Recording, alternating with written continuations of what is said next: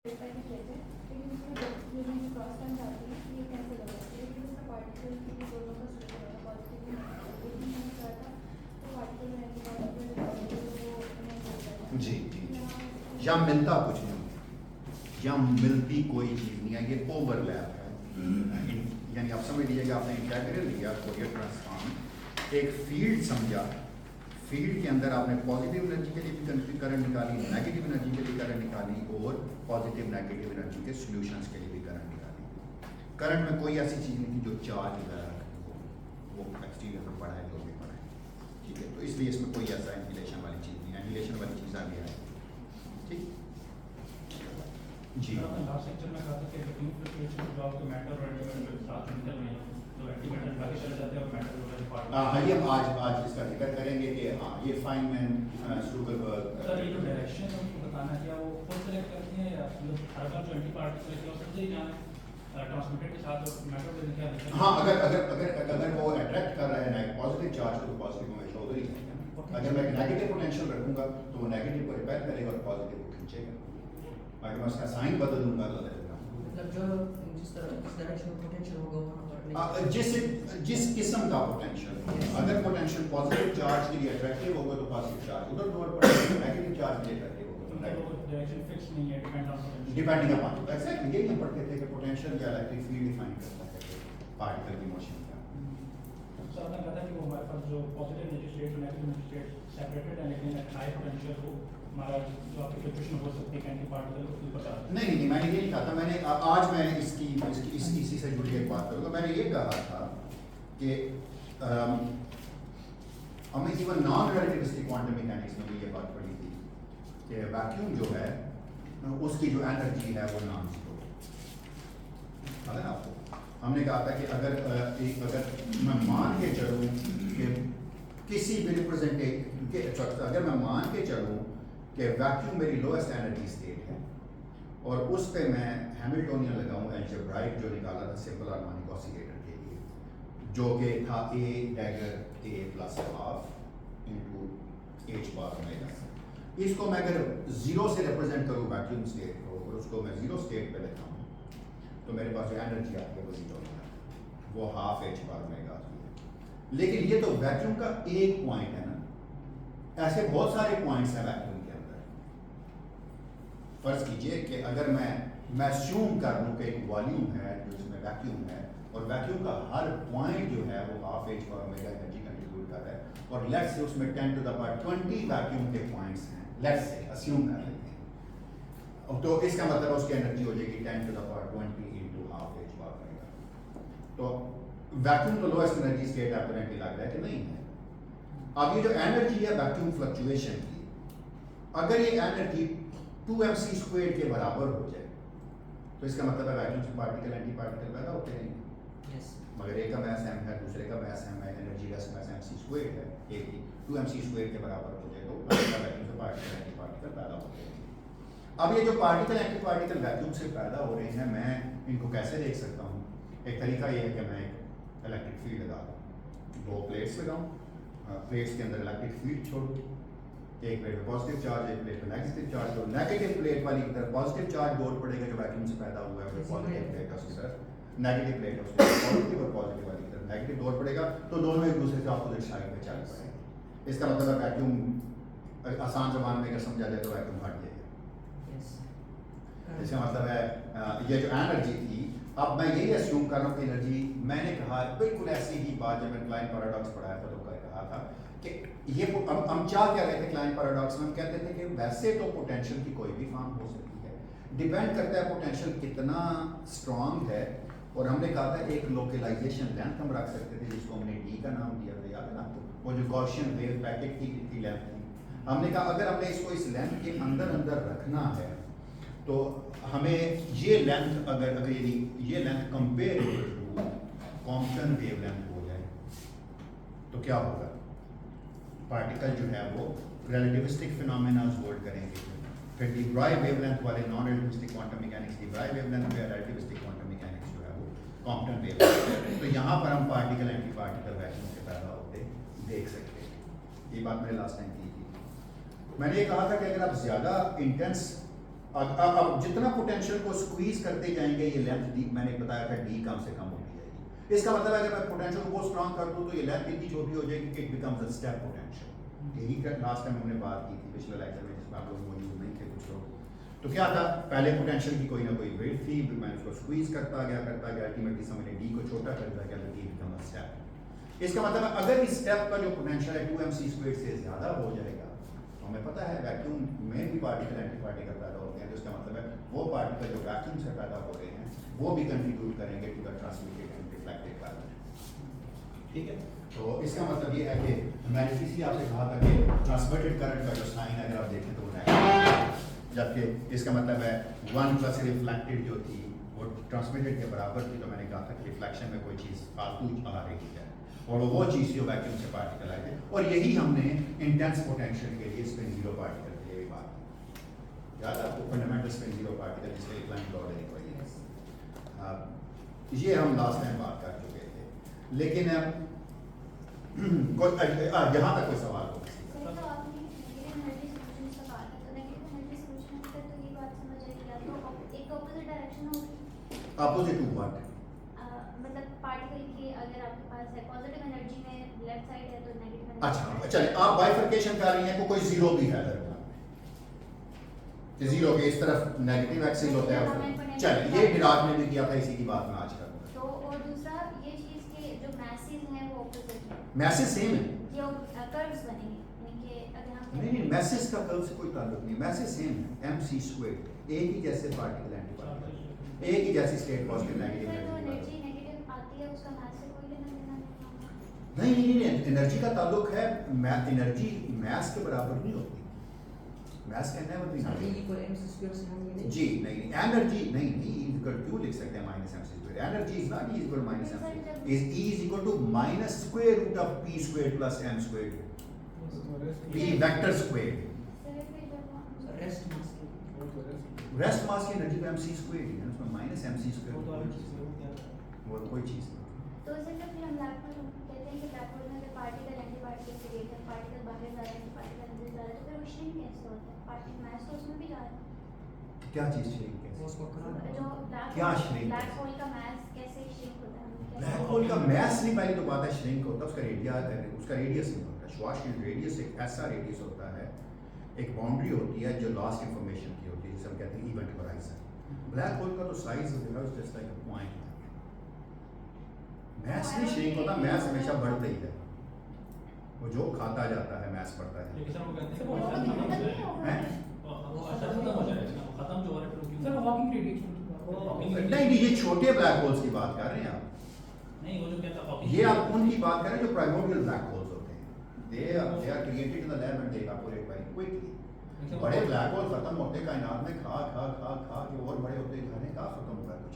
लेकिन सर वो ये हॉकिंग ये भी कहता है कि वो रेडिएशन निकल बहुत स्लो रेट पे है कि वो खत्म होते हाँ एरिया लॉ है उसका, वो मुझसे वो खालिद सैफुल्लाह से पूछ सकते हैं। एंट्रोपी का एरिया लॉ है, एरिया पे डिपेंड करता है कितना है। तो जो इसलिए मैंने कहा जो छोटे ब्लैक होल हैं, प्राइमोर्डियल ब्लैक होल्स होते हैं, वो इवैपोरेट हो जाते हैं, सर फिर वो क्यों हो रहे हैं? अगर वो मैसेज दे रेडिएट क्विकली। यही बात जो बात की थी हमने शुरू में कि जो छोटा रेडियस है हॉकिंग रेडिएशन से, लेकिन हम बड़े हाँ तो रेडिएशन मैच मास तो का हो गया। वर्षीय रेडियस मैं रेडियस की बात नहीं करना चाहता, बस ब्लैक होल खत्म हो जाता है। मैं मैच मुझे की तरफ गया सही तो मैच की तरफ एनर्जी में देखो मास मतलब radiated in the form of electron positron मिलते हैं किधर जाते हैं तो एनर्जी बन जाएगी। समझ जाते हैं आप in the form of radiations का यू कैन मतलब वो जो एंटी पार्टिकल अंदर जा रहे हैं वहाँ अंदर जाके मैच खत्म कर रहे हैं जो अंदर नहीं कोई मैस को नहीं खत्म कर रहा फिर क्या? ना, कोई मैस के कोई चीज ब्लैक होल के मैस को खत्म नहीं करती। मुझे ये खालिद सैफुल्लाह से आप इसकी डिटेल पूछ सकते हैं, मेरा फील्ड नहीं है, लेकिन मुझे इतना पता है कि ब्लैक होल जो खाता जाएगा उसका मैस बढ़ता है। इसलिए तो जो गैलेक्सी के सेंटर में ब्लैक होल हैं वो बहुत बड़े साइज के हैं, अगर वो खत्म हो जाते तो अब तक खत्म हो जाते हैं। कायनात को बने कितने साल हो गए। सर अगर रेडियस कांस्टेंट हो तो उसकी डेंसिटी बढ़ जाती है। हाँ वो एक पूरी की पूरी ब्लैक होल फिजिक्स की तो मैं बात, मुझे तो इस बात से कोई इंटरेस्ट नहीं है कि ब्लैक होल में क्या होता है। मेरा तो फील्ड ही नहीं है कि मैं ग्रेविटेशनल पोटेंशियल्स की बात करूँ, मेरा फील्ड है मैं इलेक्ट्रिक पोटेंशियल्स की बात करूँ। ग्रेविटेशनल पोटेंशियल्स में क्या होता है उसके लिए खालिद सैफुल्लाह साहब है वो फार बेटर सिचुएशन में जवाब देने के। मेरे पास मैं बिल्कुल नहीं जानता इसकी। सर आपने लास्ट में कहा था कि आप जो नीचे भी जो हमारी नेगेटिव स्टेट्स है वहाँ से एंटी पार्टिकल होल छोड़ के ऊपर भी आ सकते हैं। नहीं, मैंने लास्ट टाइम भी कहा, मैंने कहा मैं अगले लेक्चर में इस पर बात करूँगा। मैंने ये कहा था कि अगले लेक्चर में मैं इस पर बात करूँगा कि वो आज के लेक्चर में मैं इस पर बात करूँगा बिल्कुल कि नीचे क्या छोड़ा, क्या मॉडल ठीक है गलत है, उसकी बात आज इसी पे चले, फिर आगे जाके हम काम करेंगे इसी से इसको डिस्कस करेंगे। और कोई सवाल है? सर आपने कहा कि वो इलेक्ट्रॉन और प्रोटॉन आ जाते हैं, तो इलेक्ट्रॉन के प्रोटॉन, फिर उस प्रोटॉन से ये दोनों वापस किस तरह करें? नहीं, पेयर क्रिएशन वैसे नहीं होती, वैसे नहीं होती पेयर क्रिएशन। ये जितनी पेयर क्रिएशन वैसे होती है, ये पार्टिकल एंटी पार्टिकल बनते हैं, फिर अब्जॉर्ब हो जाते हैं, फिर these are चार्ज डिनोमिनाइजेशन के डायग्राम्स में आते हैं। ऐसा नहीं होता कि ये इस तरह you need some kind of जी सर। देखिए हम जो बात करेंगे ना वो ये है कि एक्चुअली मैं ये कह रहा हूँ कि कोई चीज़ फोटॉन एब्जॉर्ब करके नीचे की स्टेट से ऊपर जा सकती है। मैं हमेशा इसको इस तरह सोचता हूँ। और कोई चीज़ अगर ऊपर से नीचे आई है तो फोटॉन एमिट भी करती है। ठीक है ना? यही मॉडल देखिएगा किस तरह डिराक ने इसको लेके चला, यही उसकी होल थ्योरी थी। और ये फिर ऑब्सोल्यूट थोड़ा सा हो गया, ऑब्सोल्यूट थोड़ा सा क्या हो ही गया। फाइनमैन ने और शुगलबर्ग ने इसकी ज़्यादा बेहतर आंसर दे दिया था। सर जो मैटेरियल पार्टिकल जो एंटी पार्टिकल फ्लक्स से चार्ज की है, चार्ज स्पिन आज देखेंगे किस किस का फर्क है। चार्ज स्पिन एनर्जी सबका फर्क है, मैथ्स का नहीं। मैथ्स तो सेम है, लेकिन अगर आप एंटी न्यूट्रॉन है तो उससे क्या होगा? उसको न्यूट्रॉन से neutral spin it has spin. लेकिन पता है न्यूट्रॉन जो है वो उसके अंदर बहुत कुछ है, वो बॉक्स के तो वो उनके एंटी होते हैं। और कोई सवाल? शाबाश, क्योंकि आप बिल्कुल डिफरेंट कोर्स का हिस्सा शुरू होने वाला है। आप जितनी हमने थ्योरी बनानी थी वो बना चुके हैं, जो बात करने की कर चुके हैं। और कोई सवाल है? प्लीज। सब क्लियर है? ये खालिद अब्दुल्ला साहब से जरूर पूछ लें। जब सर में उन्होंने एक्सपेरिमेंट किया ना तो उन्होंने कहा इसकी एनर्जी बिग बैंग जितनी होगी। तो लोगों ने सुना हुआ था कि ये बिग बैंग जितनी एनर्जी अगर होगी तो बिग बैंग जब हुआ था तो कोई तो ब्लैक होल्स भी नहीं थे। तो जिनेवा के लोगों ने कहा कि ये पहले जिनेवा खाएगा, फिर इर्दानसी का एरिया खाएगा, फिर जूरा माउंटेन्स खाएगा, फिर पूरा यूरोप, फिर पूरी दुनिया खत्म हो जाएगी, दुनिया फना हो जाएगी। लोग इस पर बड़े पैनिक हो गए। उन्होंने कहा कोई बात नहीं, जब ब्लैक होल्स बनते हैं फॉर्मूले होते हैं पोलर इवेपोरेट कर देते हैं, कोई बात नहीं। उनके evaporation time is very very very sweet. Large है, उसी की बात कर रहा हूँ जो जिनको मैं LHC था। तो इसलिए फिक्र वाली कोई बात नहीं, क्योंकि हैं ब्लैक होल बहुत दूर है अभी तक। हम गर्क होंगे तो अपनी वजह से होंगे, ब्लैक होल पे जिम्मेदार नहीं होगा इसमें। और कोई सवाल हो किसी का? प्लीज।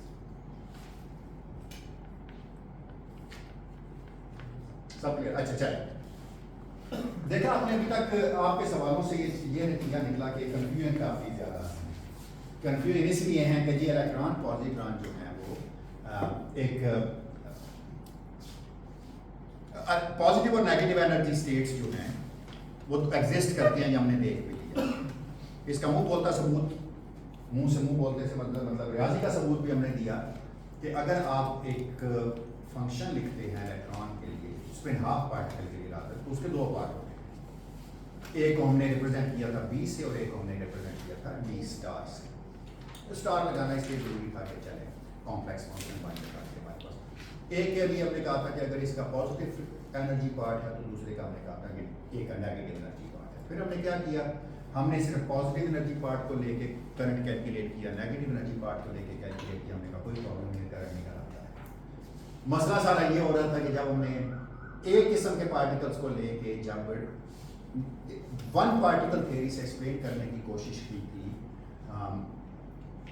एक पोटेंशियल की मौजूदगी में ट्रांसमिटिविटी प्लस रिफ्लेक्टिविटी को हमने देखा कि उसका जवाब जो है वो 1 तो आता है, लेकिन उसकी एक कॉस्ट ये पे करनी पड़ती है कि रिफ्लेक्टिविटी ग्रेटर देन 1। तो हमने कहा ये बड़ी अजीब सी बात है, जो पार्टिकल हमने दिए हैं उसके अलावा और क्या रिफ्लेक्ट हो रहा है। तो हमने कहा और ये रिफ्लेक्ट हो रहा है कि वैक्यूम से जो चीज़ पैदा हुई वो भी साथ चल पड़ी।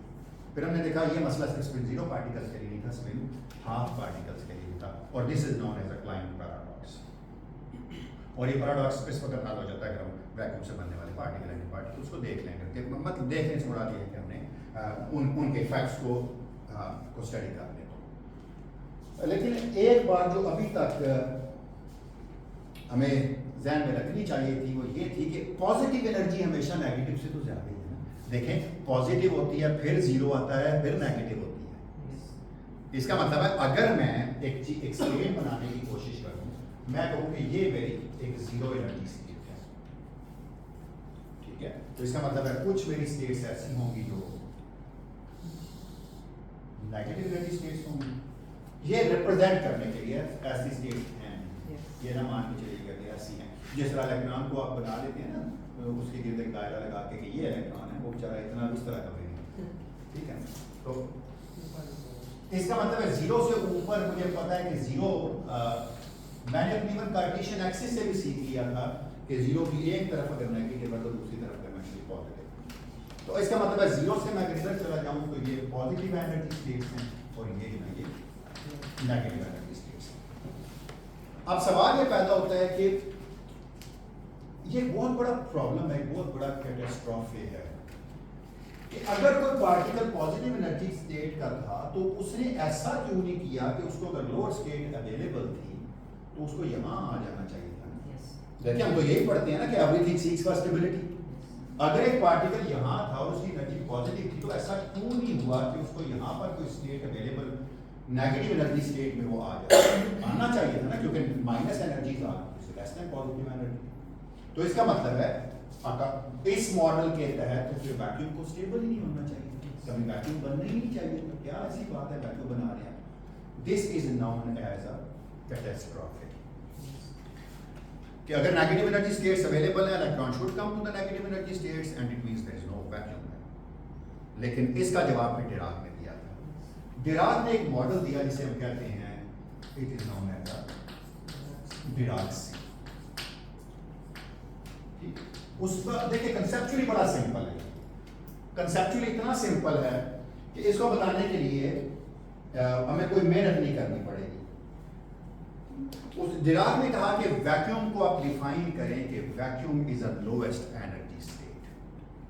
इस तरह की लोएस्ट एनर्जी स्टेट्स है कि इसमें जितनी भी नेगेटिव एनर्जी स्टेट्स हैं वो सारी की सारी ऑक्यूपाइड हैं according to so all negative energy states. मैं कोशिश करूंगा इसको आसान जबान में बताऊं। All negative energy states are occupied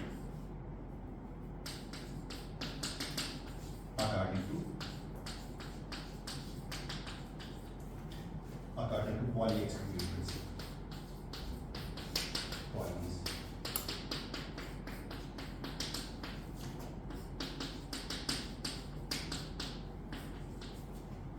क्या है कि जी क्यों मैं कह रहा हूं सारी नेगेटिव एनर्जी, क्योंकि नेगेटिव के नीचे भी नेगेटिव एनर्जी का सी भी मौजूद है ना। पहले नीचे की स्टेट में हमने पढ़ा था कोई दो फर्मियां एक ही जैसे एक स्टेट में नहीं रह सकते, तो हमारे पास एक ऑप्शन था स्पिन का, एक ऊपर रखते एक नीचे करते एक स्टेट में दो आते। इस तरह हम फिल करते गए तो हमने कहा जी आखिरी स्टेट में फिल हो गई। डिराक ने ये कहा था कि नेगेटिव एनर्जी की सारी स्टेट फिल्ड है और पॉजिटिव एनर्जी की सारी स्टेट्स एम्प्टी हैं। ये उसका एक पोस्टुलेट था कि अब अगर नीचे कोई स्टेट खाली होगी तो ऊपर से कोई चीज नीचे आएगी। यही बात है ना। बिल्कुल इस तरह जिस तरह आपने पढ़ा था कि अगर इलेक्ट्रॉन कहीं से इजेक्ट होता है उसको लगता है यहाँ तो मेरे लिए जगह बन गई है, पॉली एक्सक्लूजन प्रिंसिपल मुझे अलाउ कर रहा है, तो वो जंप इन करके वहां चला जाता है। तो डिराक का मॉडल बड़ा सिंपल था। उसने कहा कि एक ही सूरत होगी कि इलेक्ट्रॉन यहाँ फॉल करे अगर यहाँ कोई स्टेट खाली हो। तो ये उसने एक सिंपल सा मॉडल दिया था वैक्यूम का। अगर यहां तक कोई सवाल है आपका तो इसका मतलब यह है कि इसकी जो एनर्जी है अगर मैं लिखूं आपकी मान के चलूं तो वो प्लस mc² है और इसकी एनर्जी है वो माइनस mc² है। ठीक है ना, मैं मान के चल negative energy minus mc² positive, इसका मतलब ये कहता नहीं है कि m इज नेगेटिव। ये बात याद रखिएगा, E is at mc² होता है। तो ये है positive energy state, these are the negative energy states. सारी नेगेटिव वाली फील्ड है, सारी पॉजिटिव वाली एम्प्टी है। लेकिन हमने एक चीज पढ़ी थी, हमने ये पढ़ी थी कि वैक्यूम के पास ना तो कोई चार्ज होता है और ना ही कोई एनर्जी है। ये बात है, हमने याद है आपको पढ़ी थी। इसके हिसाब से तो वी नो दैट हमारी अंडरस्टैंडिंग तो ये है ना, ये आइडिया क्लियर हो गया कि क्या है? All negative energy states are completely filled, all positive energy states are completely empty. ठीक है, so we know that the vacuum has, देखिएगा कितनी आसान इंटरप्रिटेशन होती है। वैक्यूम हैज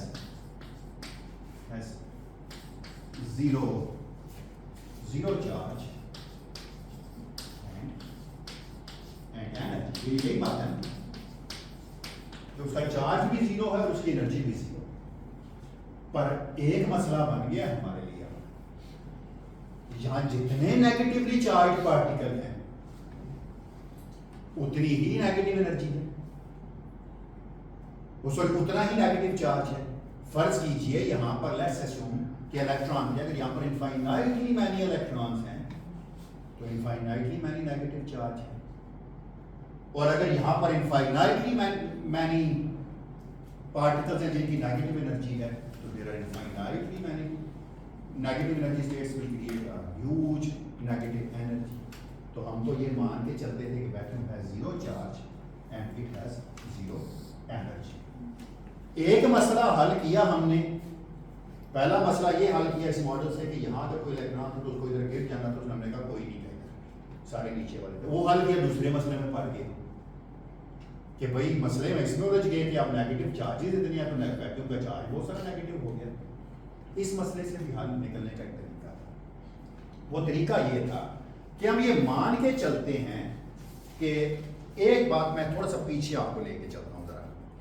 आपको याद है आपने जब सिंपल हार्मोनिक ऑसिलेटर पढ़ा था नॉन रिलेटिविस्टिक क्वांटम मैकेनिक्स में, तो आपने कहा था कि अगर मैं कैलकुलेट करूं, अगर मैं हैमिल्टोनियन लिखूं नॉन रिलेटिविस्टिक क्वांटम मैकेनिक्स में इन टर्म्स ऑफ रेजिंग और लोअरिंग ऑपरेटर, तो क्या होता था? n है, n नंबर ऑपरेटर था plus half h bar omega, यही था ना।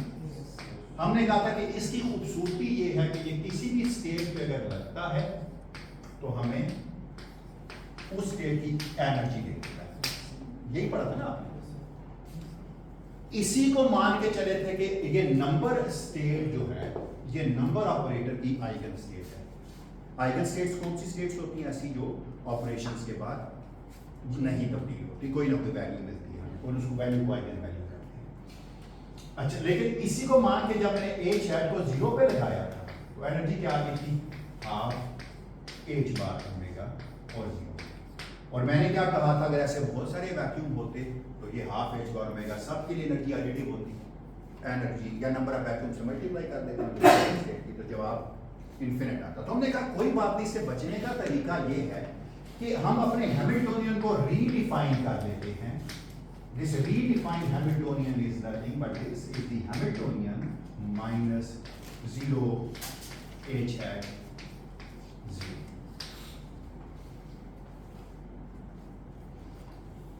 क्या किया मैंने इसमें से सर वो वैक्यूम स्टेट वो हटा दिया। हमने क्या किया? बिल्कुल, हमने कहा कि इसमें से अगर मैं इस एनर्जी को कह देता E0 into 0, तो हमने वैक्यूम इस ऑपरेटर में से वैक्यूम एनर्जी को सब्ट्रैक्ट कर दिया था, है ना। अब जब जब हम इसकी है इस हैमिल्टोनियन की वैल्यू निकालते थे वैक्यूम में, तो जवाब क्या आता था? देखिए 0 आ जाता था। क्यों? ये लगेगा वैक्यूम में तो ई ना नहीं देगा और इसी ना से कैंसिल हो जाएगा। इसका मतलब आसान ज़बान में क्या है? इसका मतलब आसान ज़बान में ये है कि जो भी हमारी मिनिमम स्टेट है हमेशा हम उसके रेफरेंस से चीज़ों को मेजर करते हैं। उसको मेजर करने का मेरे पास कोई तरीका नहीं है कि मैं उसको मेजर कर सकूं। बिल्कुल इस तरह जिस तरह अगर मैंने किसी का इवन इन डेली लाइफ अगर मैं किसी को सर पे हाथ रखूं तो मुझे उसका हाथ सर गर्म लगे तो माथा, तो मैं क्या कहूँगा कि आपको टेम्परेचर है। मुझे कैसे पता चला? मैंने एक एक्सटर्नल चीज़ इंसर्ट की, हाथ लगाया, उसका टेम्परेचर मुख्तलिफ था, तो मैंने डिफरेंस ऑफ टेम्परेचर से जज किया। तो इसका मतलब है एक मिनिमम एनर्जी स्टेट हमेशा आप सब्ट्रैक्ट करते हैं, उसके हिसाब से चीज़ों को देखते हैं। So this is known as a redefined Hamiltonian, या this is known as a renormalised Hamiltonian. हम इन्फिनिटीज इस तरह करके चीज़ों को डिफाइन करते हैं कि हम इन्फिनिटीज को छुपा लेते हैं। क्यों? क्योंकि वो चीज़ हम मेजर नहीं कर सकते होते, हम तो उसके हिसाब से चीज़ों को मेजर करते हैं। तो वही क्यों ना प्रोसेस में यहाँ भी करूँ, एग्जैक्टली वही प्रोसेस में यहाँ भी क्यों ना करूँ कि चार्ज जितना मर्जी हो मैं तो मेजर ही नहीं कर सकता, मुझे तो पोटेंशियल लगाना पड़ेगा, एक्सटर्नली देखना पड़ेगा लगा के, तो मैं तो relative to vacuum charge measure करूँगा। तो बिल्कुल ऐसी ही एक चीज़ अब मैं यहाँ भी करूँगा। थीम क्लियर हो गया कि थीम क्या था, मसला क्या था वो भी क्लियर हो गया। नेगेटिव था, इन्फिनिटी नेगेटिव एनर्जी थी, लेकिन इन्फिनिटी नेगेटिव एनर्जी का मसला हमने हल कर लिया। हमने कहा with respect to that energy measure करनी है, तो क्या है कोई बात। सर ये जो रियल चीजें हैं असल में इफेक्टिव फिजिकल क्वांटिटीज होंगी क्या? With respect to some ground state होगी, इफेक्टिव उस सेंस में नहीं आना चाहिए। Effective these are measured quantities. For example एक चार्ज है तो वो उस चीज का एक्चुअल चार्ज बेयर चार्ज नहीं है, बल्कि वो चार्ज है जो आपने मेजर किया। ठीक है, हाँ, इफेक्टिव का लफ्ज मैं किसी और सेंस में रखता हूँ, but this is you can say it as a measure charge, it's not charge, bare charge. Bare बहुत मुख्तलिफ चीज है। सर अगर एक पार्टिकल हमारे पास -e में और एक पार्टिकल हमारे पास प्लस ई में कुछ रह नहीं सकता मैं पार्टिकल। से बात करूंगा, एक पार्टिकल -e में और एक +e में, तो उसमें वो फर्क क्या है दोनों में? कौन कौन सी चीजें? एनर्जी का डिफरेंस है, 2mc² का डिफरेंस है दोनों की एनर्जी। इसकी एनर्जी पॉजिटिव है, इसकी एनर्जी नेगेटिव है, टोटल एनर्जी का डिफरेंस कितना है? एक पार्टिकल अगर -e से +e में जाएगा तो उसी में मैं जहाँ आने लगा हूँ। तो क्या चेंजेस हैं? आगे मैं- एनर्जी जो है वो एंटी पार्टिकल के पास में। अभी मैंने कोई एंटी पार्टिकल का लफ्ज ही नहीं लिखा, अभी तक मैंने नाम ही नहीं लिया एंटी पार्टिकल। Yes. पूरे कोर्स में आज तक मैंने एंटी पार्टिकल का नाम नहीं लिया। मैं हमेशा पॉजिटिव एनर्जी स्टेट और नेगेटिव एनर्जी स्टेट की बात करता हूँ। अभी पता चलता है क्या है। हाँ जी, कोई सवाल आप पूछ सकते हैं। सर था लेकिन आपने एड्रेस कर दिया। अच्छा चलो। सर ये जो प्रॉब्लम है ग्राउंड स्टेट एनर्जी की, डाइवर्जेंस सिर्फ ग्राउंड स्टेट्स में आती है हमारे पास, ये जो डाइवर्जेंस नहीं, ग्राउंड स्टेट्स में आती, लेकिन ग्राउंड स्टेट में आना बहुत ये सबसे ज्यादा हैरान कौन था। हम मान के चलते थे ये मिनिमम एनर्जी स्टेट है, जिसको मिनिमम एनर्जी स्टेट मान कर चलते थे। अगर उसमें बहुत सारी स्टेट्स होती तो ऐसी बहुत सारी मिनिमम एनर्जीज होती जो नॉन जीरो थी, तो टोटल आंसर नॉन जीरो बनता। फिर हमारे लिए मसला, फिर हमें उलझन थी। तो ये इन्फिनिटीज कई जगह है, सिर्फ यही नहीं।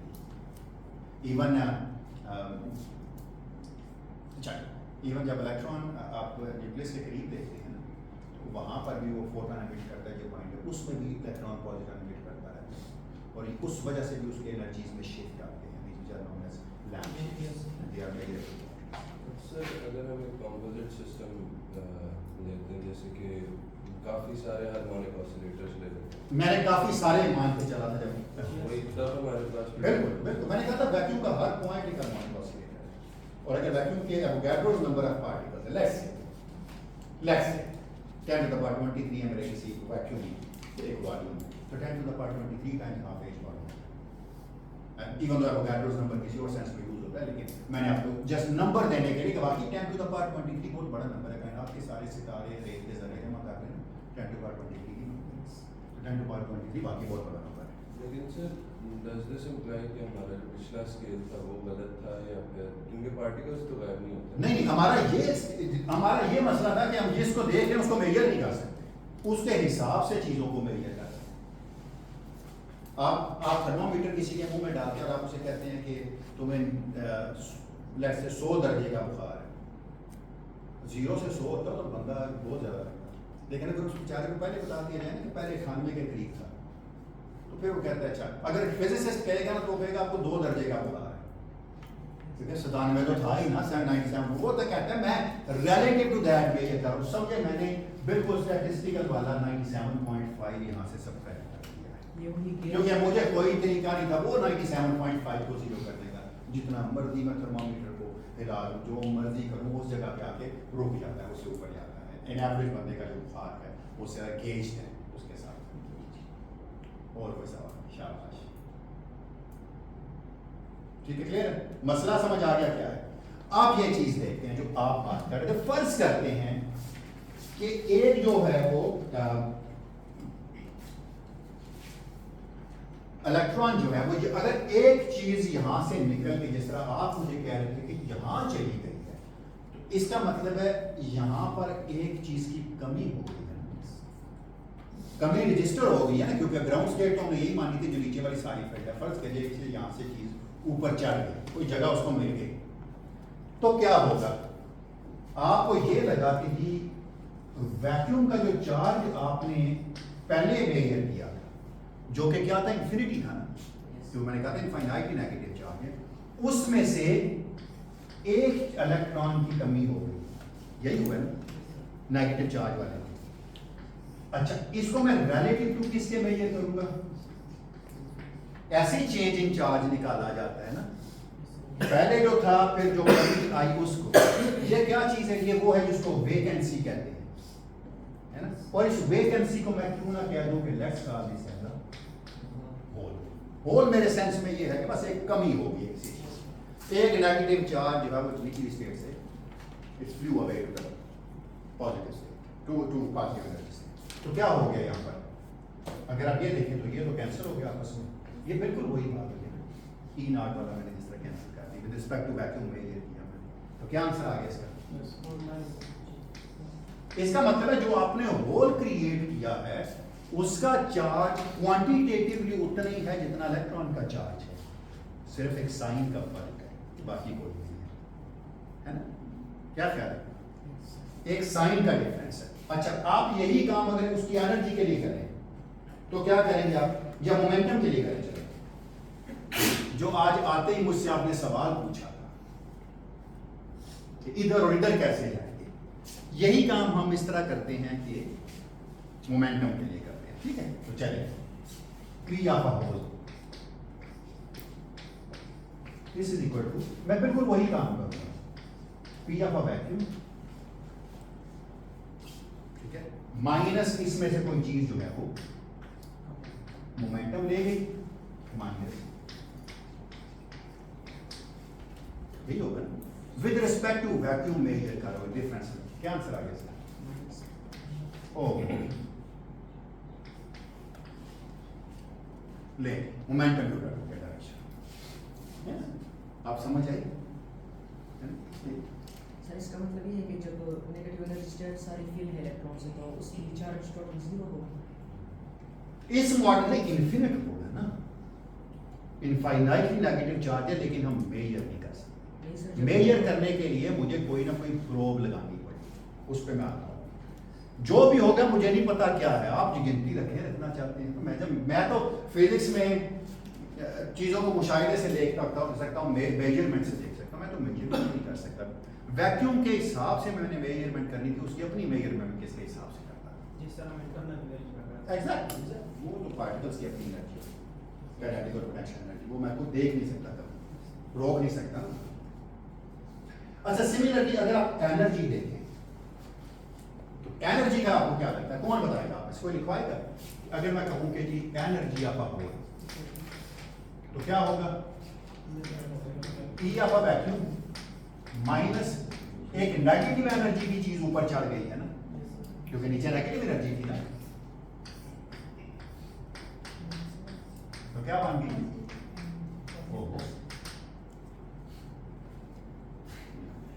सारा कुछ उलट हो रहा है, हर चीज उलट है। होल का मतलब है एक चार्ज की कमी, और वो कमी पॉजिटिव एनर्जी मान के छोड़ देती है।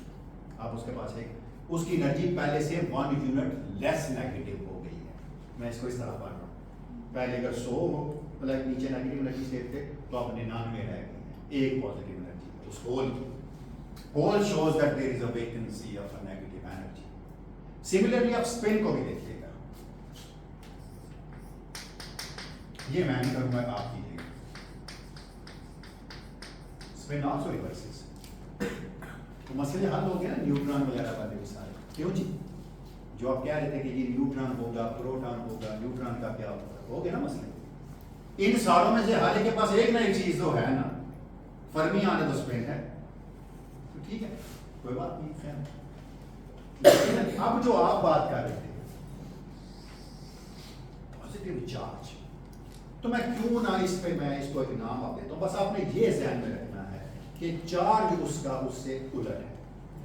अच्छा, अब इस चार्ज को मैं देख कैसे सकता हूं? देखिए, एक तरीका तो ये था कि अगर मैं इसी वैक्यूम के ऊपर एक एक्सटर्नल पोटेंशियल लगाता, और उस एक्सटर्नल पोटेंशियल की वैल्यू मुझे अगर मैं स्मॉल रखूँ, किससे स्मॉल, 2mc² से, तो मुझे पता है 2mc² पे मसले बनते हैं, याद है ना आपको, हमने कहा था 2mc² पे वैक्यूम इधर उधर हो जाता है, तो हमने कहा उसकी एनर्जी 2mc² से कम है तो क्या होगा, वैक्यूम पोलराइज हो जाएगा, है ना, पोलराइजेशन हो जाएगी ना जब लगाऊंगा। पोलराइजेशन क्या होती है, पॉजिटिव चार्जेस एक तरफ मूव करते हैं, नेगेटिव चार्जेस दूसरी तरफ मूव करते हैं। अगर ये पोलराइजेशन हो जाएगी तो ये पोलराइजेशन मैं मेजर कर सकता हूँ, this I can measure, vacuum polarization we can major.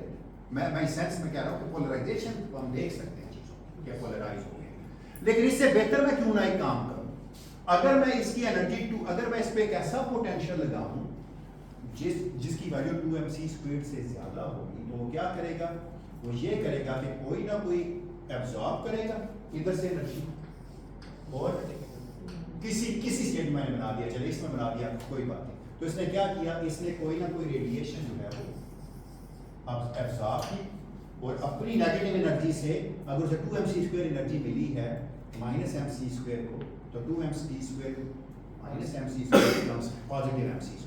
इसका मतलब वो नीचे की एक स्टेट से ऊपर की एक स्टेट में चला गया है, नीचे एक होल छोड़ गया है जिसका चार्ज पॉजिटिव। या उलट भी हो सकता था ना, कुछ देर के बाद इसे फील हुआ कि भाई नहीं ये बात ठीक नहीं है, मुझे नीचे कुछ जगह मिल रही है, तो उसने जंप किया नीचे और इसका बिल्कुल उलट किया, और दूसरी दफा उसने जब इधर से इधर आया उसने रेडिएशन इमिट कर दी। एक फिनोमेना है पेयर क्रिएशन का, और एक फिनोमेना है एक है एनिहिलेशन का।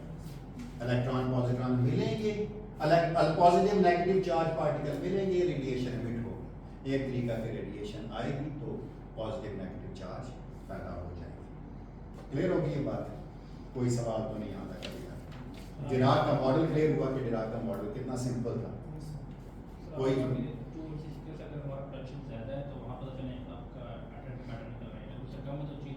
पोलराइज नजर आता है। नहीं वैक्यूम पोलराइजेशन की डायग्राम वो से नहीं बनेगी, आप देखिएगा जो हम QED समझते हैं ना, QED में सारी चीजें कैलकुलेट होंगी, देखिएगा। मसला ये कि जो चार्ज आप देख रहे हैं वो कहाँ खड़े होकर देख रहे हैं, यहाँ से आपको पता चलेगा कि आप चार्ज कैसे मेजर करते हैं, वो वहां से आपको पता चलेगा कि जो चार्ज है ना वो बताएगा आप कहाँ पे है, वो चार्ज नहीं होगा, जो एक्चुअल चार्ज नहीं होगा, वो चार्ज होगा जिस फासले में जो उनके ऊपर इफेक्टिव था।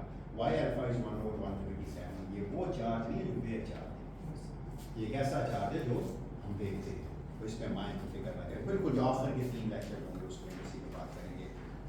आप कुछ पूछना चाहते हैं? सर ये वो वाली एनर्जी थी ना जो सप्रेस करती थी, और अभी आपकी नेगेटिव इनफाइनाइट हो जाती है एनर्जी, हाँ। तो फिर ये सप्रेस्ड कैसे है जब इनफाइनाइट है? सप्रेस का लफ्ज़ मैंने कहीं यूज़ किया होगा, बेशक आपने आगे भी सर पहले वाले लेक्चर्स में आप लोग कहते थे नेगेटिव एनर्जी और पॉजिटिव एनर्जी से बहुत नहीं, हमने ये कहा था, हम ये बात मान के चले थे कि जो नेगेटिव एनर्जी स्टेट्स हैं और जो पॉजिटिव एनर्जी स्टेट्स हैं वो दोनों एग्जिस्ट करती हैं।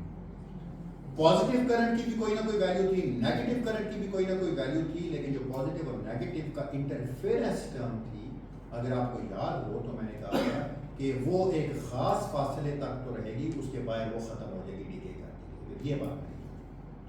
एक खास लेंथ तक तो उसका इफेक्ट होगा, लेकिन उस लेंथ से दूर जाएंगे तो उसका कोई इफेक्ट नहीं होगा। और इसी को हमने कहा था जिस लेंथ तक उसका इफेक्ट होगा उसको काउंटर वेव लेंथ कहेंगे, और जिस लेंथ के बाद उसका कोई इफेक्ट नहीं आएगा, एक दफा बिगड़ा वेव लेंथ तो इनका कंट्रोल है। सर ये कंसीडर करता हूं, ये फील्ड है ना इस वजह से। अभी मैं मसला ये कोई अभी भी कोई डाउट है? सर वो सप्रेस और डोमिनेंट वाली नहीं, सप्रेस डोमिनेंट का लफ्ज़ मैं नहीं इस्तेमाल कर रहा, क्या नहीं कर रहा, ठीक है, कोई चीज़ यहाँ सप्रेस नहीं है, ये डिराक का मॉडल है। मॉडल का मतलब क्या होता है? What's the model? मॉडल का मतलब होता है कि वो किसी मुश्किल सी चीज़ की सिंपल इंटरप्रिटेशन को मॉडल कहते हैं। तो डिराक ने एक मुश्किल सी चीज़ की जो सिंपल सी इंटरप्रिटेशन दी वो ये वाली है, ये एक मॉडल था। मॉडल में मसले रह सकते हैं, मॉडल एक मुश्किल चीज़ की है आसान थी, लेकिन सारी मुश्किल चीज़ों के जो मसले थे वो माशाल्लाह से हल करते थे। हमने कहा एक एनर्जी को लेके गया 2mc² से जब ज़्यादा ऊपर चढ़ा तो एक नीचे होल छोड़ गया, होल का चार्ज पॉजिटिव है। यहाँ इन सारी चीज़ों में से आप एक चीज़ भूल गए कि ये वन पार्टिकल मॉडल ही नहीं है जो मैंने आखिर में बात की। रेडिएशन से इलेक्ट्रॉन पॉजिट्रॉन पैदा हुए या इलेक्ट्रॉन या पॉजिटिव नेगेटिव चार्ज पार्टिकल आपस में एनहिलेट हुए तो रेडिएशन बनी। इसका मतलब है सिंगल पार्टिकल वाली तो कोई बात ही नहीं थी जो इस क्वांटम मैकेनिक्स में थी। नॉन रिलेटिविस्टिक क्वांटम मैकेनिक्स में आप श्रोडिंगर इक्वेशन में जो मास डालते हैं वो एंड तक रहता है, ऐसा ही रिलेटिविस्टिक क्वांटम मैकेनिक्स में नहीं है। You have created something from by giving the energy which is greater than 2mc squared. Similarly आपने एनहिलेट भी किया रेडिएशन की फॉर्म में चीजों को, इसका मतलब है number of particles are changing. इसका मतलब है one particle model is over now. तो हम ये मान के चलेंगे कि जो इलेक्ट्रॉन्स हैं रिलेटिविस्टिक क्वांटम मैकेनिक्स में जिनको आप वेव फंक्शन कह रहे हैं, एक्चुअली वो वेव फंक्शंस नहीं हैं बल्कि वो पार्टिकल स्टेट्स हैं, और उसमें एक वक्त में पॉजिटिव और नेगेटिव एनर्जी दोनों कंट्रीब्यूशन होते हैं। इसका मतलब है वो एक सिंगल पार्टिकल चीज नहीं है, वो एक फील्ड है, और अगर आप उसको क्वांटाइज करते हैं तो पार्टिकल एंटी पार्टिकल पैदा होते हैं। क्लियरली बात साहब? तो single particle theory is over now. बस एक वन लाइन आंसर जो तक बात है उसका। दूसरी चीज ये है कि क्या यार हम होल कहते हैं, इलेक्ट्रॉन का चार्ज नेगेटिव है तो इसको एंटी इलेक्ट्रॉन कहते हैं, एंटी इलेक्ट्रॉन को कहते हैं positive electron which is positron. तो इसका मतलब है एक पॉजिट्रॉन है, एक इलेक्ट्रॉन अगर गया है नीचे से छोड़ के पीछे एक पॉजिट्रॉन छोड़ के गया, इलेक्ट्रॉन पॉजिट्रॉन जो ही मिलेंगे तो रेडिएशन में बदल जाएंगे। ठीक है, तो मैं एक सेकंड क्लियर हो गई बात। और क्या, और एक आखिरी चीज जो इसके बारे में मैं कहना चाहूंगा वो ये है कि एक मसला अभी भी एग्जिस्ट करता है, वो पता क्या है, पॉली एक्सक्लूजन। अगर ये मॉडल जो है, हमें ये बात पता है कि लाजमी तो नहीं कि स्पिन हाफ पार्टिकल के पास सिर्फ negative energy state, spin zero के पास भी नहीं है। उसका डिराक स्कीम मैं कैसे बनाऊं, क्योंकि उसमें तो पॉली एक्सक्लूजन प्रिंसिपल ही नहीं है। वो तो कहता है सारे बोसॉन एक स्टेट में आ सकते हैं, तो इसका मतलब है वहां तो कोई ऐसी चीज नहीं थी जो फिल कर रही थी। जब फिल नहीं करी तो पाबंदी भी नहीं कि ऊपर से जितने मर्जी नीचे आते रहते हैं। यहाँ तो पॉली एक्सक्लूजन प्रिंसिपल नहीं आने दे रहा था, वो कहता नहीं भाई मेरे पास जगह नहीं है, वापस जाओ, कोई जगह नहीं मेरे पास, तो जगह देख के आओ, जगह नहीं तो आई नहीं, उसमें तो कोई मसला नहीं। तो उसमें एक स्टेट में तो इनफाइनाइटली मैंने बोसॉन्स रह सकते हैं। तो इसका मतलब है ये मॉडल स्पिन जीरो के लिए प्रॉब्लम था। तो फिर ये इसकी इंटरप्रिटेशन प्रॉब्लम बन गई थी उसकी, क्योंकि पॉली एक्सक्लूजन प्रिंसिपल नहीं था। लेकिन इसलिए फाइनमैन ने बड़ा खूबसूरत फाइनल स्टूडेंबर्ग ने मॉडल दिया इसकी इंटरप्रिटेशन। उसने कहा बेहतर ये है कि ये मान के आप इस तरह का मॉडल ना माने, आप ये मान के चलें जिस हम कहते थे कि पॉजिटिव एनर्जी पार्टिकल भी एक ऐसा इलेक्ट्रॉन है जो उल्टी साइड से चलता है। देख तो हम चुके हैं ना, बस और कुछ नहीं है। उसने कहा छोड़े पर इस चीज को, आप ये कह दें कि आने वाला इलेक्ट्रॉन ऐसे लगेगा जैसे जाने वाला पॉजिट्रॉन है, जाने वाला पॉजिट्रॉन ऐसे लगेगा जैसे आने वाला इलेक्ट्रॉन है। तो उसने टाइम एरो के साथ इसको डिफाइन कर दिया था। That is known as a Feynman Stueckelberg model interpretation था। लेकिन आप इस चीज की डिराक को अप्रिशिएट कीजिए कि it is the first model जो वैक्यूम के लिए बनाया गया, और स्पिन हाफ के लिए बड़े अच्छे तरीके से एक्सप्लेन कर रहा था। लेकिन एक बात का पता चला ना, it has a positive electron as a consequence. अगर एक नेगेटिव एनर्जी स्टेट खाली हुई है, this is not as a positive, तो it means this is an anti matter. मैंने मैथ्स का जिक्र नहीं किया, हमने नोट किया, मैंने एनर्जी लिखी, चार्ज लिखा, मोमेंटम लिखा और स्पिन लिखी, मैथ्स का जिक्र मैंने नहीं किया। तो इसका मतलब है इलेक्ट्रॉन और पॉजिट्रॉन का चार्ज बराबर है क्वांटिटेटिवली, साइन में मुख्तलिफ है। एनर्जी बराबर है, साइन में मुख्तलिफ है, मोमेंटम बराबर है, अपोजिट है, साइन है, और स्पिन भी अपोजिट है पार्टिकल की एंटी पार्टिकल्स। अब आप ले आए न्यूट्रॉन जो भी लाना चाहते हैं, मतलब इसमें तक ये चीज की उसकी डिफरेंट होती जाएगी, मोमेंटम डिफरेंट हो सकता है। बिल्कुल, इनमें से कुछ ना कुछ जरूर। अगर ये चार्ज जीरो है तो ये नहीं हो सकता, रुका हुआ है तो ये भी इनफैक्ट से हो सकता, एनर्जी भी नहीं है लेकिन स्पिन तो होगी, इंट्रिंसिक डिग्री ऑफ फ्रीडम है, वो तो हम कभी भी नहीं, वो तो पैदाइशी तौर पर चीज लेके पैदा होती है, वो हमारे इख्तियार में थोड़ी थी। कोई सवाल यहाँ तक अगर किसी का प्लीज। जो नेगेटिव एनर्जी है वो सिर्फ एंटी मैटर के पार्टिकल जो है वो सब नहीं सिर्फ करते बस सकते, लाइक जो मैंने मान लिया कि नेगेटिव एनर्जी स्टेट के सिर्फ एंटी मैटर के पार्टिकल होने चाहिए, इलेक्ट्रॉन है, इलेक्ट्रॉन हो, लेकिन वजह है कि जब इधर से कोई चीज जाती है तो जो वैकेंसी बनती है वो एंटी मैटर है। इनके मैंने तो इलेक्ट्रॉन ही भरे ना, यहाँ कोई पॉजिट्रॉन नहीं भरा हुआ, ये इलेक्ट्रॉन तभी तो मैंने कहा इसका नेगेटिव एनर्जी में इलेक्ट्रॉन फेल हो जाता तो मसला भी नहीं, जगह होगी तो फिर होगा। इस मॉडल में जगह ही नहीं है, पॉली एक्सक्लूजन प्रिंसिपल जगह बनाने ही नहीं दे रहा उसको। हम तो कहते हैं कि एंटी मैटर के पार्टिकल के पास एनर्जी नेगेटिव होती है। तो नेगेटिव है ना। यही हमने कहा ना कि कैसे पता चलेगा जो कोई चीज़ है जो होल क्रिएट होगा। ये तो मैं बात कर रहा हूँ कि ऊपर से जब जब नीचे होल क्रिएट होगा तो पॉजिटिव वाला चार्ज होगा। वैसे तो यहाँ इलेक्ट्रॉन ही भरे थे हमने कहा डिराक का वैक्यूम मॉडल वन लाइन में मैं फिर रिपीट करता हूँ, ऐसा मॉडल है जिसमें negative energy states are all according to body सारे इलेक्ट्रॉन बस मसला है कि हम देख नहीं सकते ना, जो ही देखते हैं कि यार किसी तरीके से एक को पॉजिटिव की तरफ ले गए तो कहते हैं अच्छा ये जो नेगेटिव चीज़ थी ना ये एंटी मैटर, हाँ यार यहाँ पर इसका मतलब है जब एक पार्टिकल पैदा होगा ऊपर की स्टेट में आके तो कहीं ना कहीं उसका जिद भी पैदा हुई क्योंकि वैक्यूम का टोटल चार्ज तो जीरो था, है ना, वो जो नीचे पैदा हुआ एंटी मैटर, ठीक यानी कॉस्ट जो हमने पे की थी तो ये और कोई सवाल शाबाश। तो इससे ज़्यादा मेरे पास आसान तरीका नहीं है डिराक मॉडल को बताने का, तो आपको टेक्स्ट बुक्स में इससे ज़्यादा अच्छे तरीके से चीज़ें मिल जाएंगी। मैंने ये कई चीज़ों से किया लेकिन मोस्टली मैंने इसको स्टडी किया पेस्कन एंड श्रूडर से और किताबों से। और कोई सवाल? सर ये जो रिफ्लेक्टिविटी का ग्रेटर देन 1 लाइन पर था उसमें पैराडॉक्स में जी जी जी ये वैक्यूम एनर्जी का डेरिवेशन करना, ये हमारे मैथमेटिक्स का कॉन्सिक्वेंस है या फिर चांदी पड़ा उल्टी तरफ कुछ चीज़ चल पड़ी है ना, उसका हम क्या करें, कैसे रोक के देखें। हमारी मैथमेटिक्स में कोई गलती नहीं थी, हमारी सोच में गलती थी। एक ऐसे वेवलेंथ पे हम काम कर रहे थे जिसपे एक पार्टिकल की कोई हैसियत ही नहीं है, सिंगल पार्टिकल थ्योरी वैलिड ही नहीं है, कोई फील्ड और फील्ड से पार्टिकल एंटी पार्टिकल। हमारी मैथमेटिक्स का प्रॉब्लम नहीं था, हम जो समझ के कर रहे थे वो ठीक नहीं था, सिंगल पार्टिकल का कॉन्सेप्ट उस वेवलेंथ पे है। ये जवाब ठीक है, ठीक है, यही सवाल मैंने पूछा आपका सवाल। माइक्रोस्कोपिकली देखें अगर एक फ्लक्स है पार्टिकल माइक्रोस्कोपिकली उस माइक्रोस्कोप की जो वेवलेंथ होनी चाहिए वो काउंटर वेवलेंथ का बस ठीक है। ऑर्डिनरी माइक्रोस्कोप पे ऐसा कोई फिनोमेना, ऑर्डिनरी माइक्रोस्कोप पे आप देखें वही मॉडल मिलते हैं जो एटॉमिक मॉडल्स हैं, ये मॉडल नहीं मिलते, ये मॉडल मिलते हैं कॉम्पटन माइक्रोस्कोप्स में, ठीक है। और कोई सवाल? शाबाश।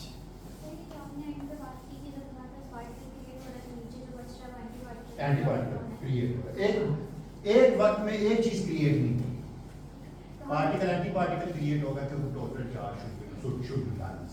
तो हम ये कह सकते हैं कि क्योंकि वहाँ पर भी थे वो वैसे एक तरह से फिर इसीलिए वो हाई एनर्जी पे गया है, नीचे सारे केसेस पे लगे थे। देखिए मैं ये कह रहा हूँ कि ये मॉडल में प्रॉब्लम है, प्रॉब्लम ये मैंने आपको बता दिया कि क्या है प्रॉब्लम, ये है स्पिन जीरो के लिए वैलिड नहीं है, तो हम अब इंटरप्रिटेशन को नहीं लेके चल रहे कि ये इस तरह का मॉडल है, हम यही मान के चल रहे हैं कि एक पार्टिकल पैदा हुआ। आप ये देखें ना, आप एक मान के चले, फर्ज करते हैं एक चीज फटी है दो में, फोटॉन को तो मैं रोक नहीं सकता, लेकिन मैं तो फोटॉन के रेस्ट फ्रेम में भी नहीं जा सकता क्योंकि फोटॉन को रुका हुआ देखने के लिए मुझे फोटॉन की वेलोसिटी से मूव करना पड़ेगा, जो कि मैं कर नहीं सकता। तो इसका मतलब there is no frame like a photon rest frame, लेकिन कुछ पार्टिकल्स ऐसे हैं जिनके रेस्ट फ्रेम एग्जिस्ट करते हैं, मतलब पाइऑन फर्ज कीजिए इलेक्ट्रॉन पॉजिट्रॉन में तबाह हो जाता है, दोनों पैदा हुए हैं, इलेक्ट्रॉन भी गया पॉजिट्रॉन भी गया इस तरह, लेकिन टोटल मोमेंटम तो जीरो है क्योंकि रेस्ट पे टिके हुए हैं। तो क्या होगा, एक मोमेंटम अगर इस तरफ है दूसरे का मोमेंटम ऑपोजिट है, तो हम ये मोमेंटम एरो से डिफाइन करते हैं। तो फाइन मैंने इसलिए बड़ी आसानी कर दी हमारे लिए, उसने कहा हम आगे आएंगे जब ये टाइम एरो डिफाइन करेंगे, उसने कहा टाइम के हिसाब से हिसाब रख लें, एक अगर फॉरवर्डिंग टाइम मूव किया तो दूसरा ऐसे बैकवर्डिंग टाइम, तो इसका ताल्लुक अब इस मॉडल से, इसलिए ये मॉडल हम यूज नहीं करते, लेकिन कोई बात नहीं, फर्स्ट मॉडल तो खैर कम से कम ये तो बता दिया ना कि देयर इज अ पॉजिट्रॉन, और क्या चाहिए। लेकिन बात यहाँ खत्म नहीं हुई ना, अगर एक पॉजिटिव चार्ज है और एक नेगेटिव चार्ज है तो then they behave differently in electromagnetic field.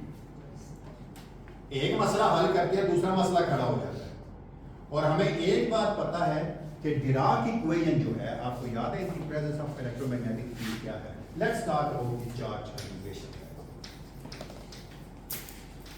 कोशिश करेंगे जितना आज कर सकें इसको खत्म ना भी हो, लेकिन किसी मंथ की जगह पर आते हैं। हालांकि मुझे पता आपकी इसके बाद क्लास हुई नहीं,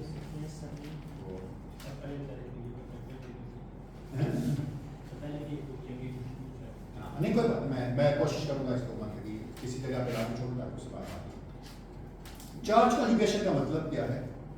बिल्कुल उस तरह जिस तरह आपको याद होगा मैं पैरिटी लगाई है, ऑपरेटर लगाया था, तो हमने कहा था कि वो एक रिफ्लेक्शन है, और अगर कोई चीज़ रिफ्लेक्शन सिमेट्री होल्ड करती है तो परफेक्टली उसका मतलब है अंडर रिफ्लेक्शन वो चेंज नहीं होती।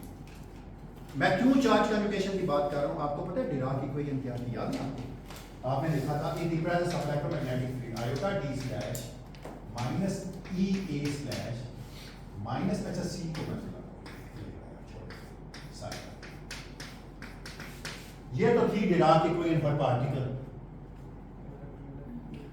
अब अगर मैं एंटी पार्टिकल के लिए काम करना चाहूं तो क्या करूंगा, मुझे पता है सिर्फ चार्ज का साइन बदलेगा, तो मैं क्या लिख सकता हूं उसकी जगह iota B slash plus E A slash minus M times psi C आता है, ये चार्ज कंजुगेट है उसका। ये चार्ज कंजुगेट करने का मतलब क्या है मेरा, कि मैंने पॉजिटिव चार्ज को नेगेटिव चार्ज से रिप्लेस किया है, and there is a correspondence between the two. इस इक्वेशन से मैं इस इक्वेशन में आ सकता हूं, और इस इक्वेशन से मैं इस इक्वेशन में जा सकता हूं, क्यों? क्योंकि अगर मैं कोई चार्ज कंजुगेशन ऑपरेटर फाइंड कर, और वही आज के लेक्चर में मैं फाइंड आउट करने की कोशिश करूंगा। लेक्चर में क्या करना जा रहा हूं अगले क्वेश्चन में, ये क्लियर हो गया? मुझे ये बात पता है कि मैंने लिखा था कि इसको लिखा था iota gamma mu D by D X mu minus E A mu gamma mu minus M times psi is equal, अच्छा अब मैं इसके इंडिसेस हज़फ कर रहा हूँ, तो इंडिसेस इसके आर्गुमेंट को हज़फ कर रहा हूँ, एक्स नहीं लिख रहा हूँ क्योंकि एक्स तो लेना देना है, स्पेस का क्या लेना देना, चार्ज ना टाइम को भी लेना देना है।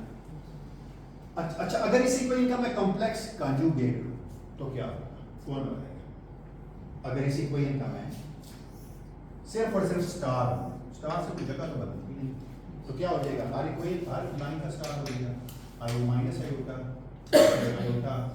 Gamma mu D by D X, ये यही इंडेक्स लिखा था ना मैंने, ये लिखा था माइनस, अच्छा इसका star minus E A mu gamma mu, इसका स्टार, अच्छा मैं इसका स्टार तो होता नहीं है एम टाइम्स साई। अच्छा आपको ये बात पता है कि डी बाई डी एक्स क्यों रियल है, इसमें डी बाई डी टी है या डी बाई डी एक्स बैठा है, तो ये रियल है, सिर्फ आयोटा अपना साइन बदलेगा, तो इसका मतलब ये आ गया इसको माइनस आयोटा, क्या हम इसको ऐसे लिख सकते हैं minus iota D by D x. अच्छा ये भी, ये फील्ड भी तो इलेक्ट्रोमैग्नेटिक होता है, इसको ई होता है तो दोनों रियल होते हैं, तो इसका आंसर क्या आ गया, माइनस ई ए म्यू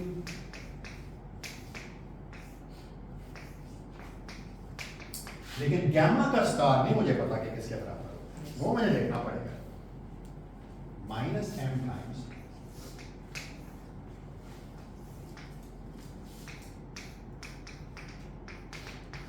कोई गलती तो नहीं की लिखने में, अगर कोई गलती की है तो प्लीज बता दीजिएगा। So is there reason that star layer diagram is there? हाँ बिल्कुल, इसलिए कि डैगर तो सारी को उछाल में करते,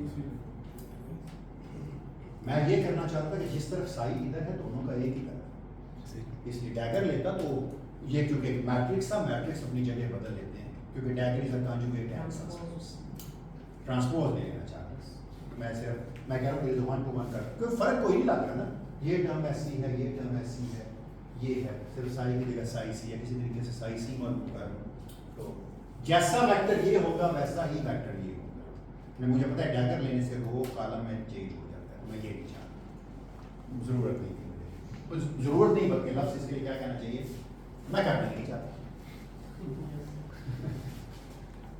अच्छा चलो, मुझे एक बात का पता है कि मैं जो भी ऑपरेटर लगाऊं, अगर उस ऑपरेटर को उसके इनवर्स से मैं ज़रूर दूं तो जवाब 1 आता है, बशर्ते कि वो एक नॉन सिंगुलर मैट्रिक्स हो। अगर सिंगुलर मैट्रिक्स होता तो इनवर्स एग्जिस्ट नहीं करता, तो ये इसलिए एक लफ्ज़ यूज़ करना जरूरी है, नॉन सिंगुलर मैट्रिक्स, कोई भी नॉन सिंगुलर मैट्रिक्स हो सकता तो आप लोग मुझे बता सकते हैं कि अगर मैं इसको यहां पर अगर मैं इसको इस जगह पे चलूं, अपनी मर्जी है कुछ भी रख लेते हैं, लेकिन एक मैट्रिक्स रखना जरूरी है, उसका आपको कोई फायदा पता चलेगा। अगर मैं यहां रख दूं सी गामा जीरो इनवर्स और सी गामा जीरो, क्योंकि ये मैट्रिसेस हैं, अगर इन दोनों को ये एक चीज है और उसको उसके इनवर्स से ज़रब दें तो जवाब हमेशा 1 ही आएगा ना।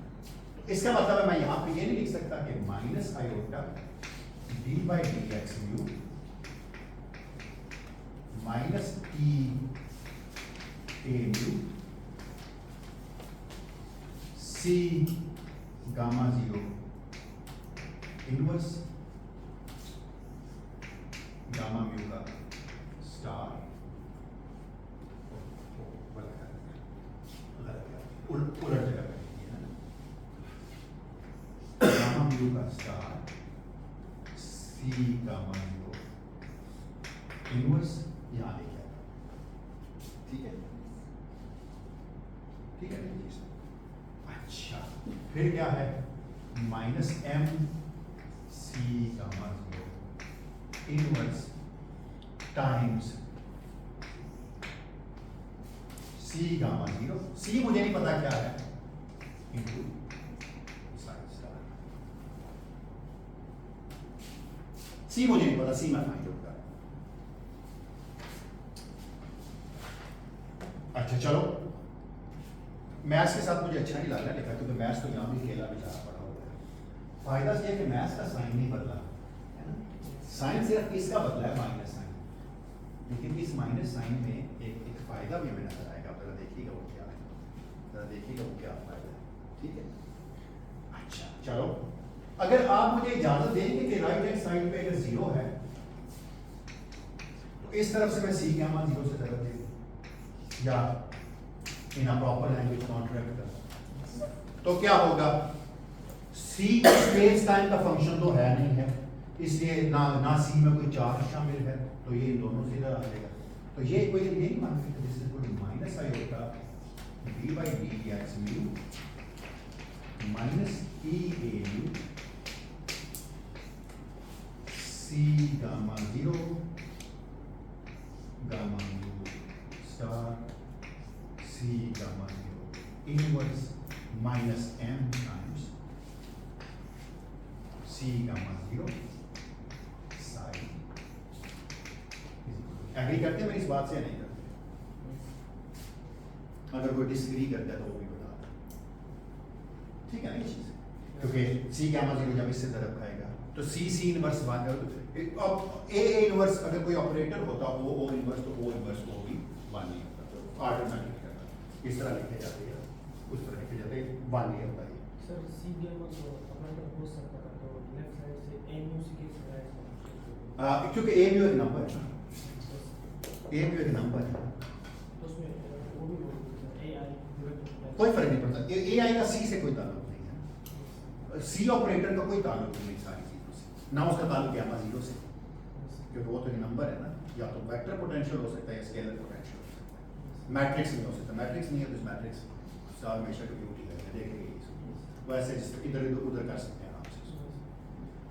अच्छा अब अगर आप दोनों इक्वेशंस को देखें तो एक तो ये चीज लग रही है कि ये जो है ना ये साई सी है ना,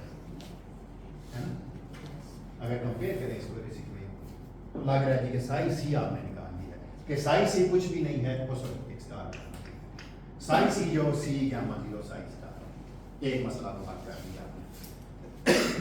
मसला ये था कि यहाँ इस टर्म का भी साइन पॉजिटिव और इस टर्म का भी पॉजिटिव है, यहाँ इसका भी नेगेटिव और इसका भी नेगेटिव, तो अगर ये सारी चीज में ये लिख दें तो इस इक्वल टू क्या लिखें इसको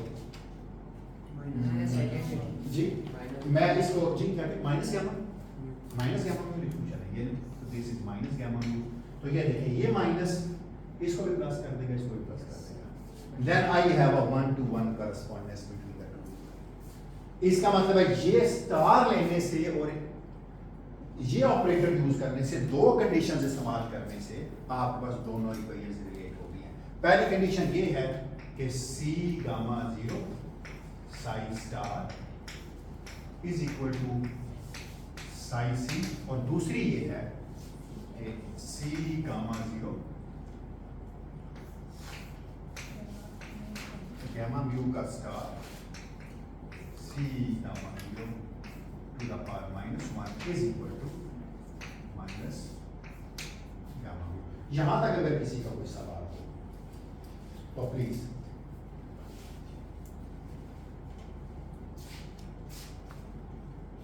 जरा देखिएगा क्या चीज बन रही है यहाँ से। इस इक्वेशन को जरा कोई आप में से देखिए, मुझे कुछ बता सकते हैं कि इसको मैं कैसे लिख सकता हूँ? आप में से कोई बंदा? अच्छा, आप में से कितने लोग मेरे साथ एग्री करते हैं कि ये मैं ठीक लिखता हूँ सी गामा, इसका साथ में बाद में कुछ करता हूँ। आप में से कितने लोग मेरे साथ एग्री करते हैं कि इसको मैं ऐसे भी लिख सकता हूँ? It is equal to C psi dagger gamma zero का ट्रांसपोज। क्योंकि मुझे एक बात पता है कि गामा जीरो का ट्रांसपोज तो गामा जीरो के बराबर होता है, ये मुझे पता है, ये मैंने पढ़ा हुआ है कि गामा जीरो का ट्रांसपोज जो है वो गामा जीरो के बराबर होता है। अगर मैं इसका ट्रांसपोज लूंगा तो क्या बन जाएगा? ये खोलूंगा तो गामा जीरो उस तरफ चला जाएगा। साई डैगर का ट्रांसपोज, साई डैगर क्या होता है? साई स्टार का ट्रांसपोज। तो इसका मतलब ट्रांसपोज का ट्रांसपोज लेने से साई स्टार बन जाएगा। वापस ये चीज नहीं मिल गई आपको? गामा जीरो साई स्टार नहीं, साई डैगर जो है ना, साई डैगर का मतलब साई स्टार ट्रांसपोज, और ट्रांसपोज में मैट्रिसेस आगे पीछे होते हैं। लेकिन ये चीज क्या लिखी हुई है? वो एक कंजुगेट स्पिनर। आप समझ आई कि क्या हो रहा है?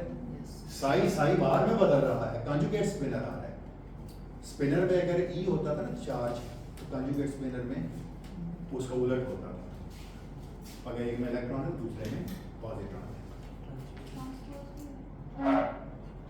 साई बार सा बिल्कुल थैंक यू, बिल्कुल सही बजा फरमाया। अच्छा, मेरे देखिए हमारी अपनी रिप्रेजेंटेशन, कोई भी रिप्रेजेंटेशन हम यूज कर सकते हैं। मैं एक ऐसी रिप्रेजेंटेशन यूज करता हूँ जिसमें मैं डिफाइन करता हूँ कि ये प्रॉपर्टी मैं डिफाइन कर सकता हूँ। लेट्स चूज अ रिप्रेजेंटेशन इस तरह की कि gamma zero gamma mu star gamma zero is, let me see क्या लिखा है इस गामा म्यू।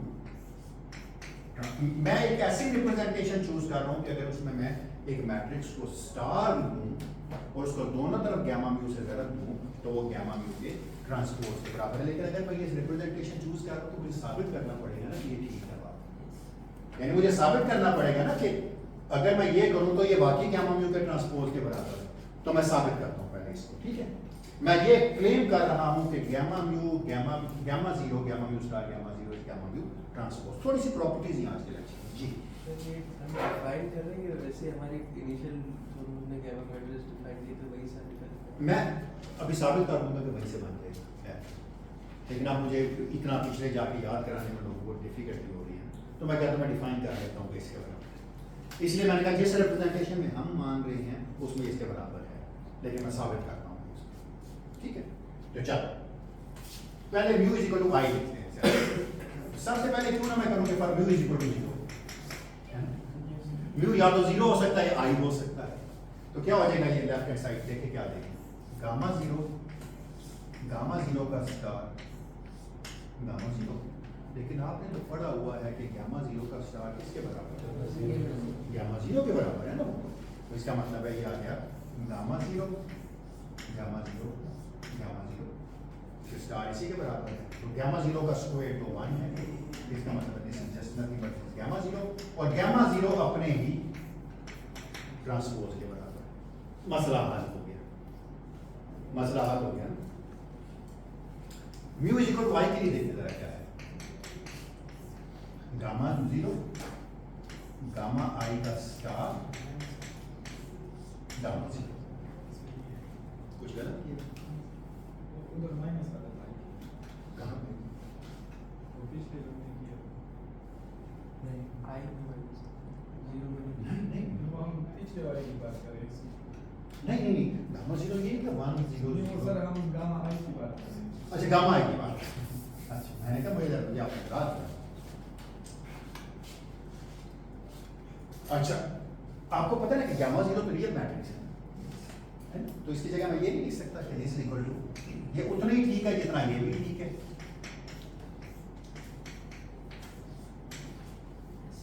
क्योंकि गामा जीरो रियल मैट्रिक्स है ना, तो इसका भी स्टार लेने से तो कोई स्टार से तो फर्क नहीं है क्योंकि आगे पीछे नहीं होते। लेकिन ये बात मुझे पता है कि ये दोनों आपस में एंटी कम्यूट करते हैं, याद है ना आपको?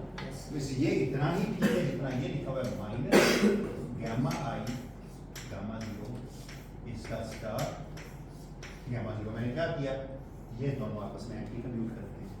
तो क्या जवाब आ गया इसका? माइनस साइन तो बाहर आ गया, वापस गामा आई का स्टार आ गया, ठीक है। और जवाब क्या आ गया यहाँ से?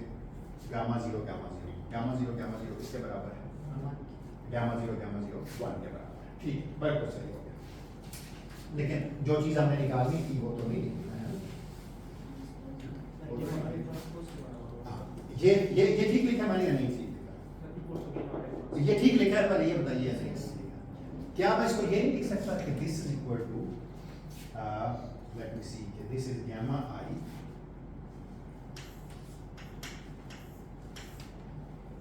This is equal to gamma I dagger का स्टार। मेरा ये मानना है कि माइनस गामा आई जो है ना वो गामा आई डैगर है।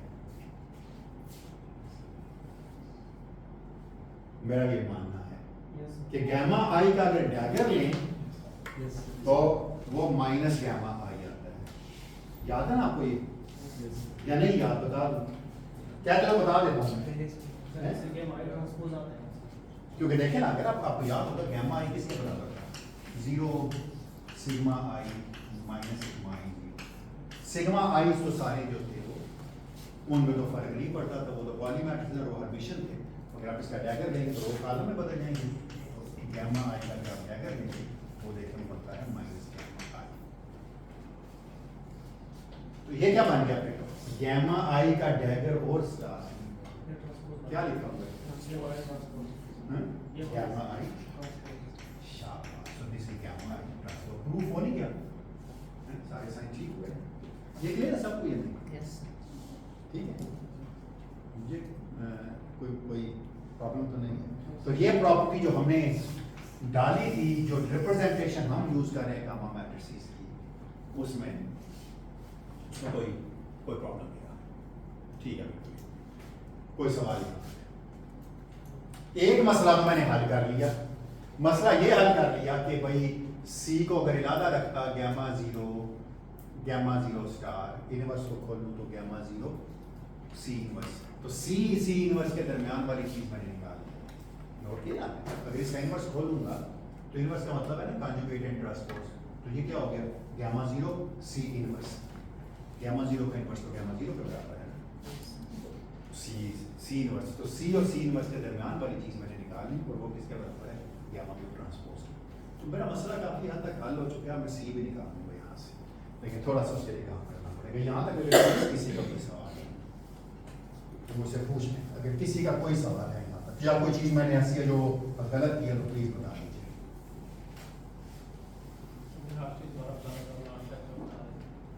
मैं ये कह रहा हूँ कि मैंने gamma zero gamma mu star अगर इसको मैं उलट करके लिखता gamma zero C inverse gamma zero into C, सिर्फ अकेले सी का इनवर्स, तो gamma zero gamma mu star gamma zero तो मैंने लिख लिया कि निकाल के देखिए।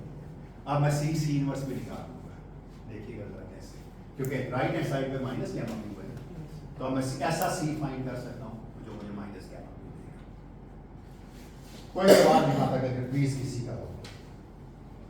जो बात मैंने अभी की है मैं उसको अभी मैथमेटिकली कर देता हूँ, जो बात अभी कर। अगर किसी का कोई क्वेश्चन नहीं आता तो प्लीज। इसका मतलब है मैंने ये प्रॉपर्टी डिफाइन कर ली है तो मैं लिख सकता हूँ so this implies this C gamma zero gamma mu star. अच्छा वो जो चीज लिखी हुई है ना, अच्छा चलिए एक दफा लिखते हैं सी गामा जीरो का inverse this equal to minus gamma. ये आपने मुझे लिखवाई थी ना कि दोनों को इसमें 1 to 1 करस्पॉन्डेंस के लिए, याद ना? अगर इसको मैं ये भी लिख सकता this is C gamma zero gamma mu का स्टार, इसको ये भी लिख सकता this is gamma zero C inverse equal to minus gamma mu, लिख सकता हूँ, वो हर्ष को भी लिखने में। अच्छा, ये मैंने किस चीज के बराबर लिखा है, थोड़ी देर पहले निकाला है, ये मैंने निकाला है, बिल्कुल ठीक है, ये मैंने निकाला है कि ये गामा म्यू के ट्रांसपोज के बराबर है into C inverse is equal to minus gamma. मुझे गामा म्यू तो पता है, पर गामा म्यू ट्रांसपोज हर एक गामा का मुझे नहीं पता क्या, वो तो मुझे 1 by 1 देखना पड़ता है। तो इसका मतलब है कि मैं किसी तरीके से गामा म्यू को दरमियान में घुसा लेता हूँ, गामा म्यू ट्रांसपोज होके लग रहा है। तो अगर इस इक्वेशन को मैं इस तरफ से सी से ज़रब दे दूँ और इस तरफ से सी इनवर्स से ज़रब दे दूँ तो क्या होगा?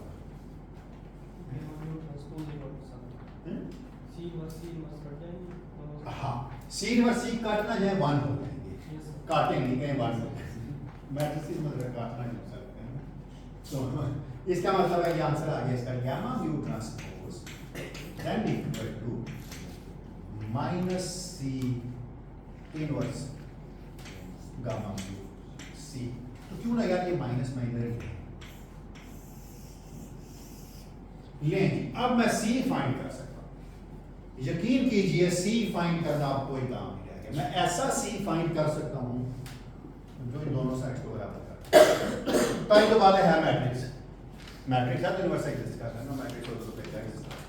मैट्रिक्स किस किस्म का है? जो मैं आज आपको ये चीज सिखा रहा हूं ना, कि इतनी जनरल है कि आप इससे किसी भी कोई ऑपरेशन जो आप डिफाइन करें उससे आप इसके मैट्रिसेस निकाल सकते हो। एक असाइनमेंट भी दूंगा, फिक्र ना करिए इसके बाद। चलिए चेक करते हैं कि सी की प्रॉपर्टीज क्या होनी चाहिए, ठीक है। पहले तो बात आप ये बात याद रखिएगा कि गामा जीरो का ट्रांसपोज आप मुझे बता चुके हैं कि गामा जीरो, या मुझे बता चुके हैं ना, आपने मुझे ये बात बता दी थी कि गामा जीरो का ट्रांसपोज जो है वो गामा जीरो। आप मुझे बता सकते हैं गामा 1 का ट्रांसपोज क्या होगा? माइनस गामा 1 स्टार से यार जान छोड़ो, स्टार क्यों मैंने लेना है? क्या होगा ट्रांसपोज?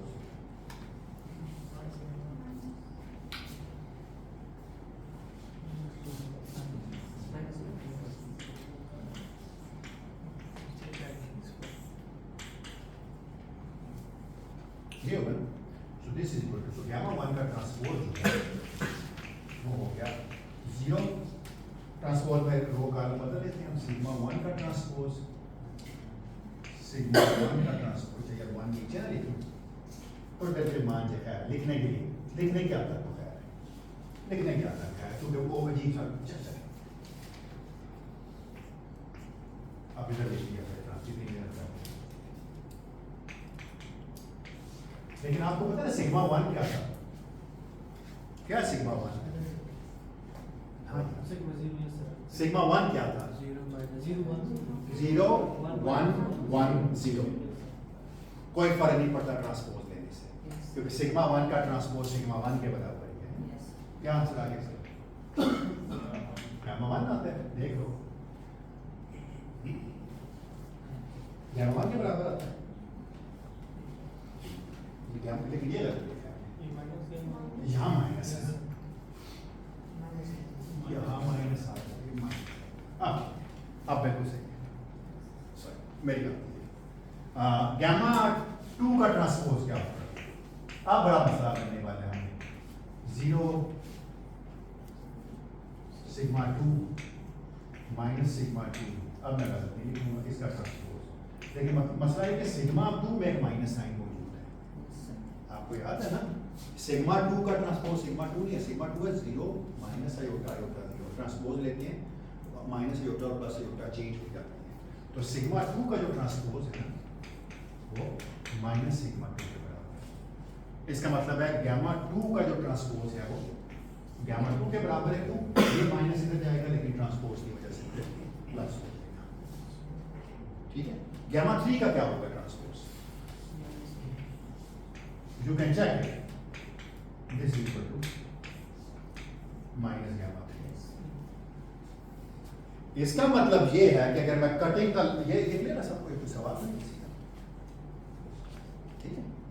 सिग्मा 2 जो होता है पॉलीमेट्रिक 0 माइनस से उल्टा होता है, माइनस 1 भी होने से साइन चाहिए अनलेस का डायगोनल में ना, डायगोनल में तो रहता है।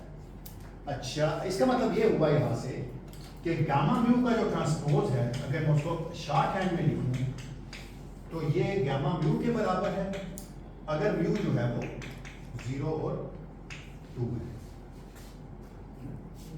अगर म्यू 0 2 है तो ना 0 वाला साइन बदलता है ना 2 वाला साइन बदलता है, और ये माइनस गामा म्यू है अगर म्यू जो है वो 1 हो। कितना कितना जबरदस्त काम हो गया ना, म्यू का साइन भी पता चल गया। आप देखिएगा, आप मालूम कर चुके हैं सी, आपको महसूस नहीं हो रहा कि आपने सी कैलकुलेट कर चुके हैं। यहाँ तक कोई सवाल तो नहीं किसी का? क्यों जी बशमाल, ठीक है। आज जुनेद नहीं है तो हम इसलिए उसको पूछ नहीं रहे बात, उसको छेड़ने के लिए पूछते हैं कि हाँ ठीक है।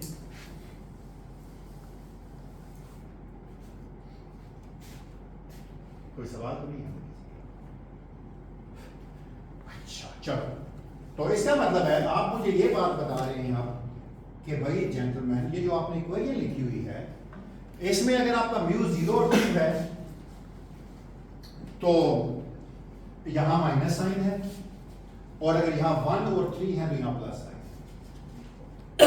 मसला हल हो चुका है। सी की प्रॉपर्टी फिर क्या बनती है? इसका मतलब ये है कि C gamma mu, C inverse gamma mu C जो है वो बराबर है गामा म्यू के नेगेटिव साइन के अगर म्यू जो है वो 0 और 2 है, और ये प्लस गामा म्यू है अगर 1 और 3। यार अब तो मैंने सारा कुछ ही लिख दिया है, आप तो प्लीज बता दें। अब तो मैंने सब कुछ ही लिख दिया यार। एक बात याद रखिएगा कि सी इनवर्स C1 है और सी एक मैट्रिक्स है, मैंने सारा कुछ लिख दिया, आप तो बता भी रहे। नहीं नहीं नहीं नहीं नहीं नहीं, इसका मतलब यह है कि अगर मैं सी को इधर लेके आऊं, सी को मैं इधर लेके आऊं और जवाब माइनस आए तो सी क्या करेगा गामा म्यू के साथ? एंटी का म्यू। अगर सी, जरा देखें जरा left hand side, left hand side है C inverse gamma mu C. I can write it as a, अगर मैं ये मान के चलूं कि this is equal to minus C inverse C gamma mu, यानी मैंने क्या कहा? मैंने ये कहा कि सी जो है वो एंटी कम्यूट करता है, एंटी कम्यूट करता है with gamma mu for mu is equal to 0 and 2। क्यों? अगर ये 0 और 2 होता तो माइनस सी, सी में क्या बन जाता? Minus gamma mu. ये चीज ले रहे हैं क्यों भाई? ठीक, मैंने क्या कहा? अगर माइनस साइन मुझे चाहिए तो मैं कहूंगा कि एंटी कम्यूट कर रहे हैं तभी माइनस साइन, और अगर प्लस साइन चाहिए होगा तो फिर मैं क्या करूंगा? इसका बिल्कुल इसका मतलब है, so this also C commutes with gamma mu for mu is equal to 1 है। इसका मतलब अगर mu 1 और 3 होंगे तो ये कम्यूट करेगा, mu 0 और 2 होंगे तो एंटी कम्यूट करेगा। तो एक ही मैट्रिक्स है जो दोनों किस्म के, जो 0 और 2 के साथ तो एंटी कम्यूट करता है लेकिन 1 और 3 के साथ कम्यूट करता है। अब आपको पता है इसका क्या फॉर्म होनी चाहिए फिर इसकी। अब आपको पता है कि इसकी फॉर्म क्या होनी चाहिए क्या? नहीं पता?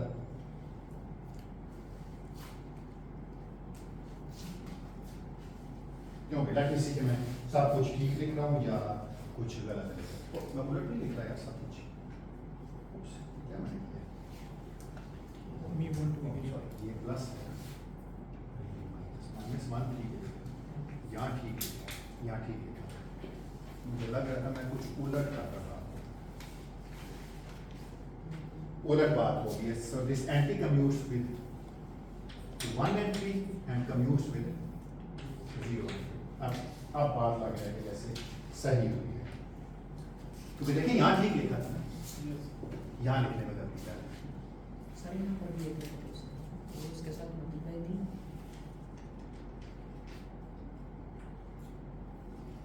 क्या क्या चीज?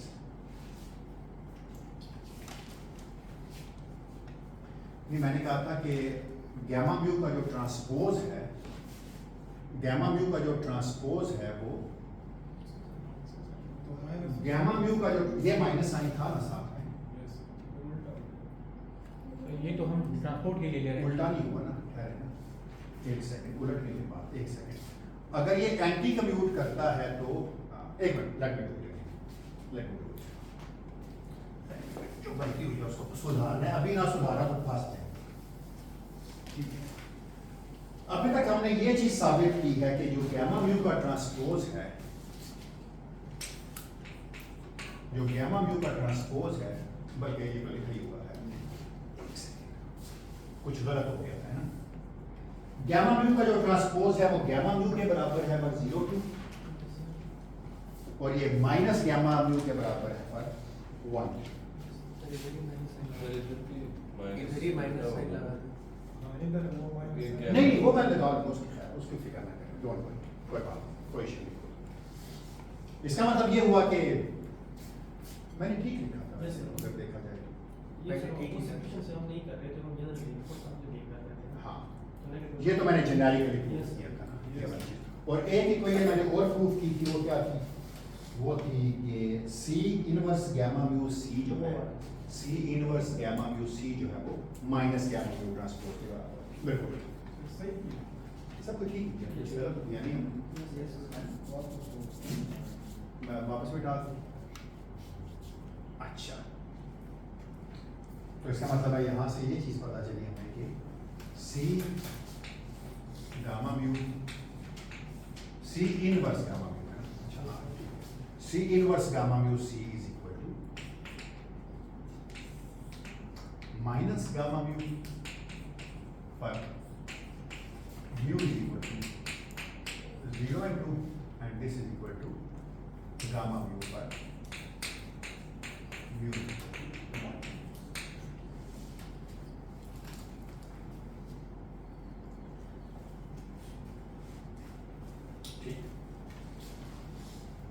ठीक है, मैंने सारा कुछ सही किया था पहले, लिखा ठीक ही था पहले भी, वो मैं माइनस साइन से कंफ्यूज हो गया था। अब अगर ये इसके साथ एंटी कम्यूट करेगा तो ये साइन आ जाएगा, और अगर कम्यूट करेगा तो ये साइन आ जाएगा। ठीक ठीक किया था यार, Yes. ऐसे मिटा दिया Sorry, मैं एक्चुअली इसका मतलब मैंने ये लिखा था मेरा C commute with gamma 1 gamma 3 and anti commute with 0 and 2, यही कहा मैंने, यही कहा था। यस अच्छा सॉरी, वापस ले लें, तो सी anti commute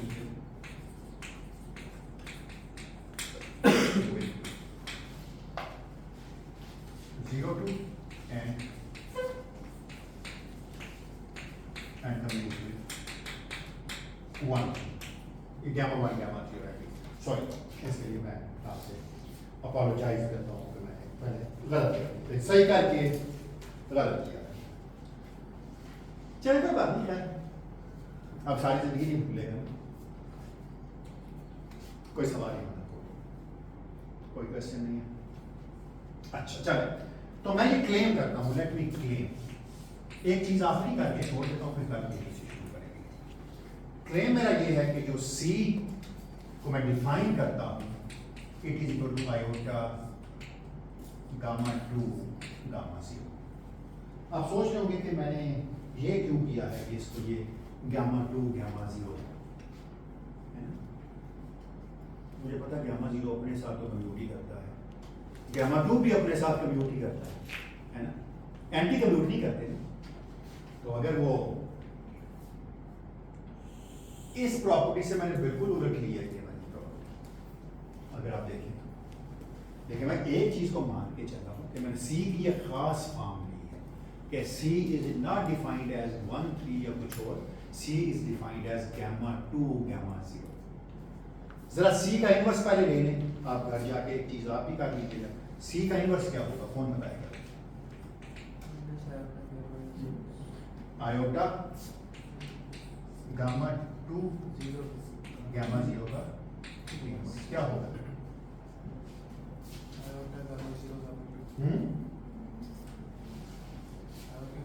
iota gamma 0 gamma 2 which is equal to minus iota gamma 2 gamma 0 which is equal to minus c।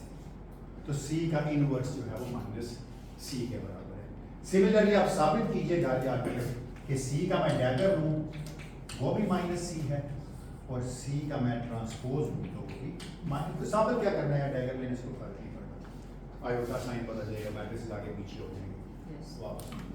Gamma 2 का डैगर आपको पता है माइनस गामा 2 है ऑटोमेटिकली। सिमिलरली सी ट्रांसपोज लेने से भी मैट्रिक्स जुड़ जाएंगे और आपने खुद ही तो मुझे बताया था कि गामा 2 का जो ट्रांसपोज है वो गामा 2 के बराबर है। तो ये आप जाके कर लेंगे क्या नहीं कर सकेंगे? कर लेंगे। बस अब मैंने क्या करना है, एक छोटी सी चीज अगले लेक्चर में करूंगा और वो छोटी सी चीज ये है कि मैंने सी फाइंड कर लिया था, याद है?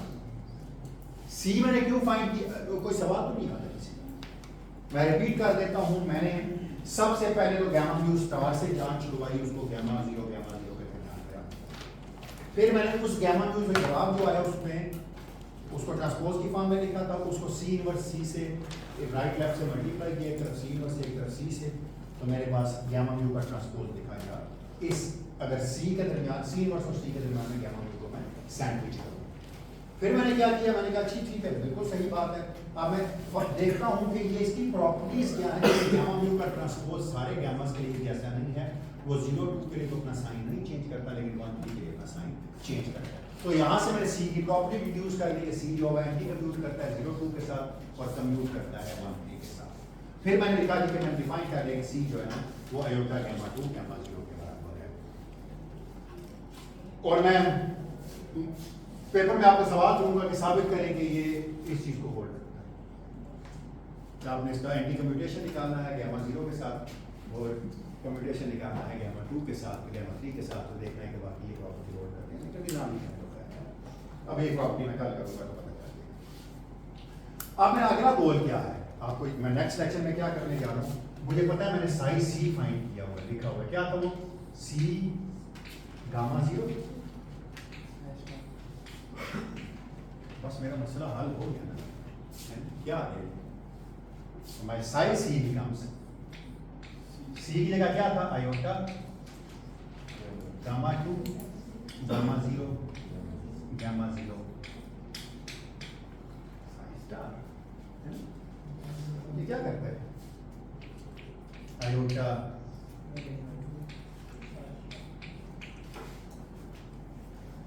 Iota gamma 2। इसका मतलब है साई सी जो है वो साई का कॉन्जुगेट है और इसे आयोटा गामा 2 से ज़रब दे दे तो जवाब आ जाएगा। लेकिन बात यहाँ खत्म नहीं होगी, यहाँ से एक नया पंडोरा बॉक्स खुलेगा। वो मैं बता देता हूँ आपको पंडोरा पहले ही कि क्या आगे क्या मसला होने वाला है।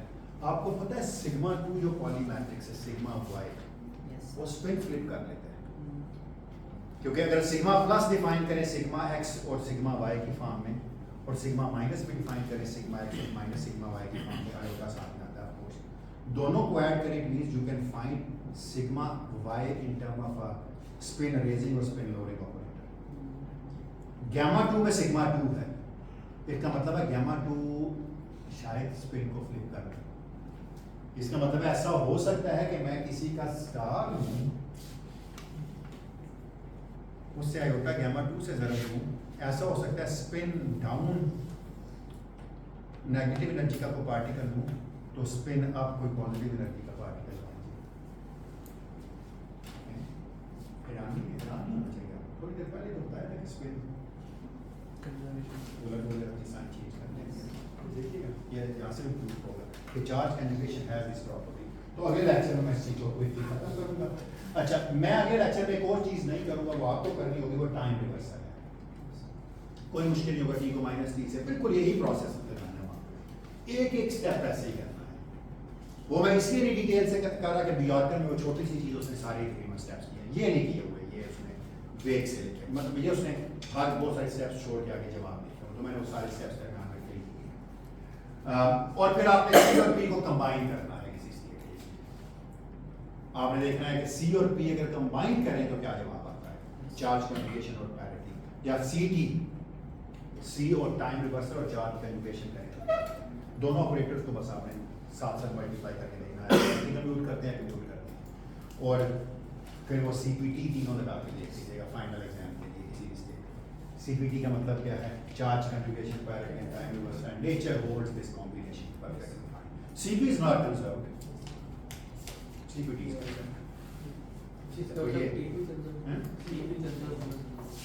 हाँ देखिएगा जरा CPT से जवाब क्या होता है, करके देखिएगा, लेकिन फिलहाल तो अगले लेक्चर में देखते हैं।